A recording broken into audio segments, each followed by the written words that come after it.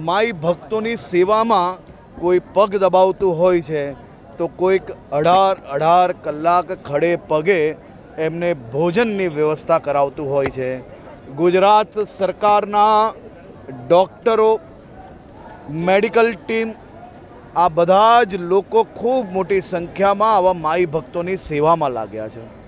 હું મારા રાજ્યના સૌ સફાઈ દૂત ભાઈ બહેનોને નતમસ્તક વંદન કરું છું। કોઈક ભૂલચૂકમાં કોઈ પાણીની બોટલ કે કચરો રોડ પર ફેંકે તો તાત્કાલિક એને ઉઠાવવાની જે કામગીરી સૌ સ્વચ્છતા દૂત દ્વારા જે ચાલી રહી છે એ આ વર્ષે સ્વચ્છતા બાબતે બી ખરેખર ખૂબ મોટી કામગીરી કરેલી છે। ટુરિઝમ દ્વારા બધા જ પ્રકારની રહેવાની વ્યવસ્થાઓ અને ખાસ કરીને બનાસકાંઠા જિલ્લા વહીવટી તંત્ર એ ખૂબ અભિનંદનને પાત્ર છે।